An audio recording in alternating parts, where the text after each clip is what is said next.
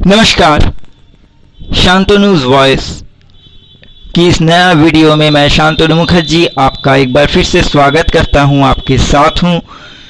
चलिए शुरू करते हैं आज का वीडियो एक कहानी के साथ। सुमन नाम के एक लड़का एक गांव में रहता था। मेहनती अच्छे स्वभाव के लिए वो गांव में मशहूर था। पूरे दिन वो खेती बाड़ी करते हुए बिताता था। गांव में अगर किसी को किसी भी चीज में मदद की जरूरत पड़ता था तो वो बिना सोचे सुमन को याद करता था। पूरे गांव में उसके अच्छे स्वभाव और शांत रूप का चर्चा था। यही सुमन एक दिन खेतीबाड़ी के बाद अपने घर को लौट रहा था। बीच रास्ते में उसने दो चार लोग जो उसके गांव के ही हैं उनको एक जगह बैठकर कुछ बातें करने को सुना। दो चार शब्द कान में घुसते ही सुमन थोड़ा घबरा गया। उसने थोड़ी ही दूरी पर रुककर चुपके से उन लोगों के बात सुनने लगा। पूरी तरह से उसकी समझ में आ गया कि वो लोग सुमन को लेकर ही बात कर रहे हैं, लेकिन सुमन के बुराई कर रहे हैं कि सुमन घमंडी बन चुका है। उसमें मेहनती और अच्छे स्वभाव होने का घमंड घुस चुका है। सुमन को विश्वास करने में थोड़ा तकलीफ हुआ कि उसको लेकर भी कोई बुरी बातें कर सकता है। सुमन के दिल में गहरी चोट पहुंचा, गहरी ठेस पहुंचा। धीरे धीरे सुमन ये विश्वास करना शुरू किया कि गांव के लोगों उसे पसंद नहीं करता, उसे घमंडी समझता है। उसके दिल टूट गया। गांव के लोगों के साथ दूरियां तैयार करने लगा। खुद में ही तड़प तड़प कर जीने लगा सुमन। उसे कुछ भी अच्छा नहीं लगने लगा।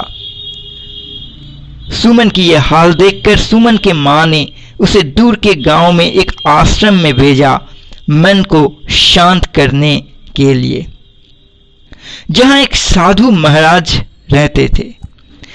साधु महाराज सुमन के सारे बातें ध्यान से सुनकर सुमन को एक रात आश्रम में ठहरने के लिए कहा।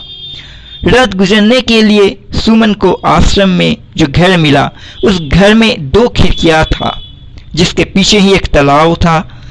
हवा चलने देने के लिए सुमन ने दोनों खिड़कियां को ही खोल रखा। जैसे ही रात बढ़ने लगा उस तालाब से मेढक का शोर आने लगा। देखते देखते तालाब से इतना जोर जोर से मेढक के पुकारने का आवाज आने लगा कि सुमन की नींद पूरी तरह से पूरे रात के लिए बर्बाद हो गया।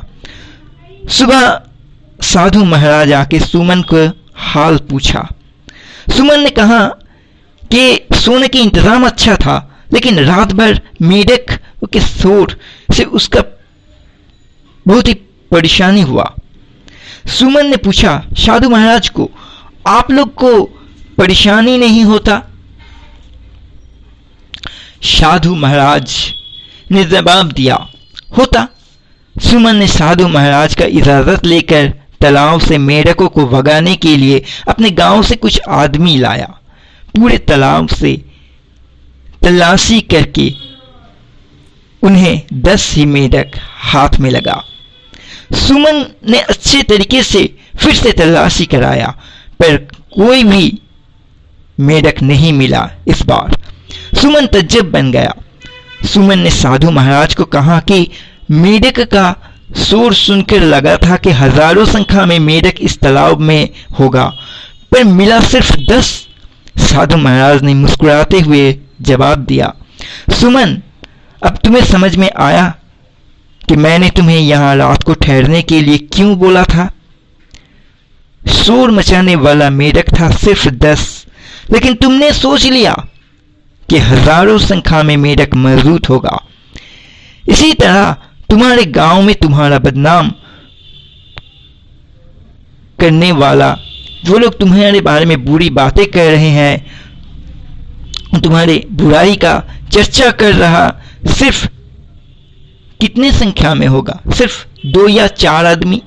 लेकिन तुम बिना सोचे बिना जांच किए खुद ही फैसला कर लिया कि पूरे गांव वाले तुम्हारे बुराई का चर्चा कर रहा है, पूरे गांव वाले तुम्हारे बारे में बुरी बात कह रहा है, और